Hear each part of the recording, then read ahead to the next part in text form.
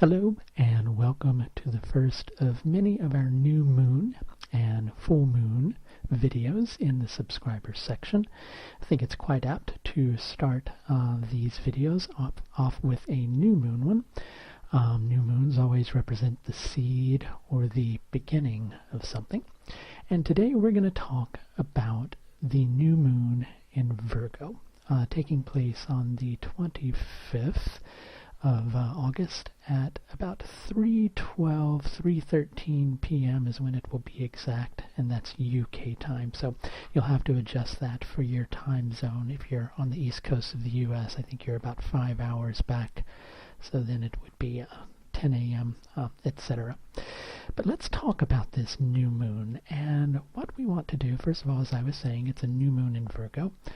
But we want to take a look at the lunar mansion, or the nakshatra that the moon is in. Nakshatras are something which is very particular to Vedic astrology.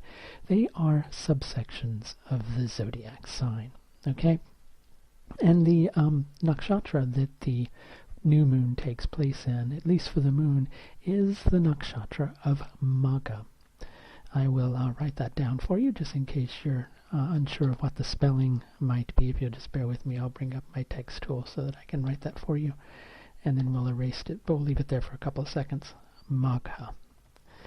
Magha relates on some levels to wisdom of our ancestors, so straight off the bat we can understand that there could be a lesson in relation to the past. Could actually even be something with ancestors for you, but quite often it's something to do with the past. Magha is also symbolized by something that's called a palanquin. And palanquins used to be used to carry the king, queen, prince, etc., any type of royalty, through the streets in procession. So there's a regal nature to Magha. And quite often there can also be pride associated with Magha. So the key words with this particular new moon, and I want to bring to your attention, are pride and dignity. Very big difference between the two. Dignity is something inside of an individual which can remain intact regardless of the circumstances that they have been through. Pride is something that quite often gets hurt or injured, and like the age-old saying, pride precedes a fall. Dignity on many levels, even though your mind may feel that it's taking a hit, on the truest level it really can't be detracted from, because dignity is related to the soul. When the mind's not connecting with the soul, then your dignity can take a hit, because that's how you'll perceive it. It's probably the best way to explain that. Other keywords for this new moon are working in harmony with other individuals, or a lack of working in harmony with other individuals is likely more apt, and having to learn from the mistakes of the past. As I was saying, the moon is in a section of the sky that's called Magha. We can do something in Vedic astrology by looking at a particular thing that's called the Panchanga. I'm going to take away this annotation tool, Magha, so that I can regain access to my controls here. The Panchanga marks a few different things in relation to a day. One is the Tithi, which is related to the day, and new moon Tithis are always called Amavasya. And Amavasya relates to Jupiter. Jupiter's in Ashadha, which again is about wisdom. Learning from past experiences is the key here. Okay? The Tithi is how the individual will relate to the event. And there's quite a large potential, due to Jupiter's position in this, that there's going to be some challenges in recognizing and learning from the lessons of the past, unless you're able to bring your attention to that specific thing. And then there's also something which is called the yoga of the day. Siddha. Siddha means accomplished. The yoga determines how something is going to be held together. And by the very nature of this, and where Siddha is also related to the South Node, and because of the position of Siddha, and I should say because of the position of the South Node, Siddha is not very well favored. So it may make you feel like you're not accomplishing much in terms of, relating and learning from past wisdom. But something I'd like to bring to your attention is that in Vedic astrology, the planets are called grahas. And they're called grahas for a reason, and I'm going to explain what graha means. Graha means to grasp, to take hold of. Another word for it is something that seizes, is an easy way to explain it. So the planets on some levels seize our mind, or our, I don't want to say consciousness, mind is probably a more apt word.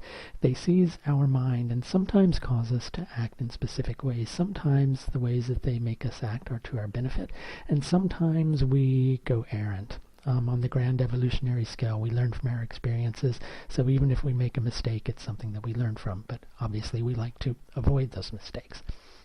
Because of the position of the South Node, or K2, which is where my cursor is, and because of the position of Jupiter and Venus, and because of Mercury, the Sun, and Moon, we're looking at an energy which is very specifically saying that something is hanging in the balance.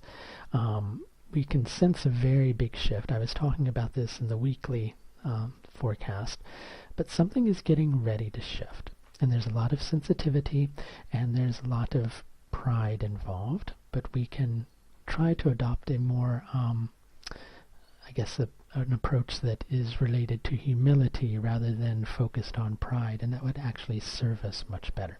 And that's denoted by the Sun and Mercury, and also the Moon, as we were talking about in Magha, but more specifically the Sun and Mercury. The Sun is in Purva Palguni. Purva Palguni is about partnerships. Uttara Palguni is about partnerships. You could look at Purva Palguni as the setting up of the partnership. You could look at Uttara Palguni, which is symbolized by this UPH down here, as the prosperity that comes from that. Okay, now because of specific factors within the chart, which I won't go too into depth with and bore you with astrobabble, but because of specific factors within this chart, the energy is very much saying that new alliances can be formed, old alliances may be falling apart. And old alliances can also take a turn for the better if the two parties involved commit themselves to a greater cause, something that's greater than them. Okay, then we go over and we look at the fact that on the day of this new moon, you've got Saturn and Mars very closely conjunct each other. Now, if that doesn't say push me, pull you, then nothing else does. If you've ever seen Dr. Dolittle, and there's an animal called a push me, pull you with two different heads, and it feels like it can't get anywhere. Saturn is all about resistance. Mars is all about action. And they're both in the lunar mansion of Vishaka, which is ruled by Jupiter. So again, that energy of Jupiter is very much present. Vishaka is it can be a very confusing energy. It likes to be still, but there's also some movement that's going on. So when you have a planet that favors stillness and a planet that favors action, it creates quite a lot of confusion. Options for the future will need to be explored. Balance and detachment need to be maintained so that things can be seen from a clearer perspective, from a higher perspective, rather than from a perspective of pettiness that draws both parties in, because it seems like we're talking about partnerships here, rather than a perspective of pettiness which draws both partners in to something where neither side is going to give ground. Sometimes those partnerships have to move on. Sometimes we can forge new partnerships. But there is a potential for committing oneself to a greater cause with this new moon. And that's what we want to focus on. Don't get me wrong, up until the full moon, 2 weeks from now, there's going to be some challenges involved with that.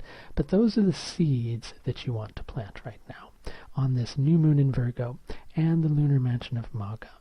Focus on how you can work more in harmony with yourself. Focus how you and another might be able to devote yourself to a cause greater than yourself, and how you can create a positive shift for the future for all parties involved. That's going to do it for the first of these new moon videos. Thank you very much for watching, and I hope that you are able to watch many more in the future. Thanks.